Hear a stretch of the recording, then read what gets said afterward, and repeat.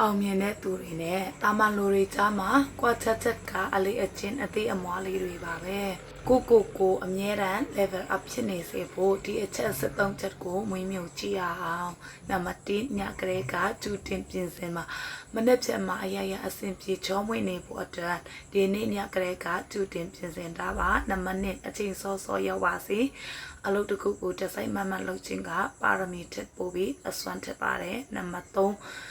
အမြဲတမ်းတည်ငြိမ်ပါဘီလူတွေအားလုံးစိတ်ဖြစ်စေပြီးပြရာခတ်နေတဲ့အချိန်မျိုးမှာတော့ကိုကတည်ငြိမ်နဲ့ရင်ဆိုင်ပါနံပါတ်4အလုပ်ကိုအကောင်းဆုံးပြီးမှလက်စတတ်ပါလုံးလက်စအလုပ်တစ်ခုကိုတည်ချရရပြီးစနစ်တကျပြီးမြောက်သွားမှာပဲလက်စတတ်ပြီးနားပါနံပါတ်5လူတွေရဲ့နာမည်ကိုမမီအောင်လုပ်ပါဒါဟာတစ်ဖက်လူကိုဂရုစိုက်ခံရတယ်တန်ဖိုးထားခံရတယ်လို့ခံစားရစေပါတယ်နံပါတ်6အလုပ်ကိစ္စတွေကိုနောက်ဆက်တွဲ follow up အမြဲလုပ်ပါလူအများစုကအစာပဲကောင်းပြီးနောက်ပိုင်းမှာပြတ်ကွက်တတ်ကြလို့ပါနံပါတ်9အချိန်တိုင်းမှာတစ်ခုခုကိုပိုကောင်းအောင်မြင့်တင်ပါနေရာတစ်ခုခုကိုရောက်တိုင်းဒါမှမဟုတ်အလုပ်တစ်ခုခုကိုလုပ်တိုင်းအရင်ကတည်းကအနည်းဆုံးအချက်တစ်ချက်ပိုကောင်းလာအောင်ကြိုးစားပါနံပါတ်10မဆုရေးပါကိုယ့်ရဲ့မညာတစ်ခုတည်းကိုပဲအကျွမ်းမဲ့မယုံကြည်ပါနဲ့အရေးကြီးတာတွေကိုအမြဲချရေးပါနံပါတ်9ဂတိတေးပါကိုပြောထားတဲ့အတိုင်းအမြဲတမ်းဖြစ်အောင်လုပ်ပါ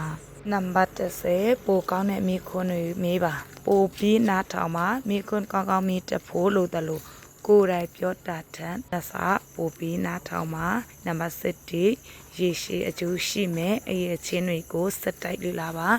အချိန်ကြာလာတဲ့အားနဲ့အများကိုအတွက်အစပေါင်းများစွာပြက်လဲအကျိုးပြုမဲ့ကျွမ်းကျင်မှုအသစ်တွေကိုအမြဲစီပိုးပါနံပါတ်7သူတစ်ပါးရဲ့အချိန်ကိုလေးစားပါဘယ်ကိစ္စမှမဆိုအချိန်တိကျမှုကိုတန်ဖိုးထားပါနံပါတ်73စီကန်းရှိပါဘယ်သူမှစောင့်ကြည့်မနေရင်တော့ကိုစီကန်းရှိထိန်ချောင်းပါနံပါတ်1ညကလေးကကျူတင်ပြင်စင်မှာ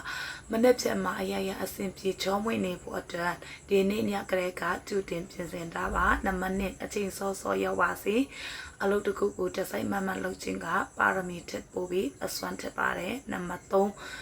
အမြဲတမ်းတည်ငြိမ်ပါဘီလူတွေအားလုံးစိတ်ဖြစ်စေပြီးပြရာခတ်နေတဲ့အချိန်မျိုးမှာတော့ကိုကတည်ငြိမ်နဲ့ရင်ဆိုင်ပါနံပါတ်4အလုပ်ကိုအကောင်းဆုံးပြီးမှလက်စတတ်ပါလုံးလက်စအလုပ်တစ်ခုကိုတည်ချရရပြီးစနစ်တကျ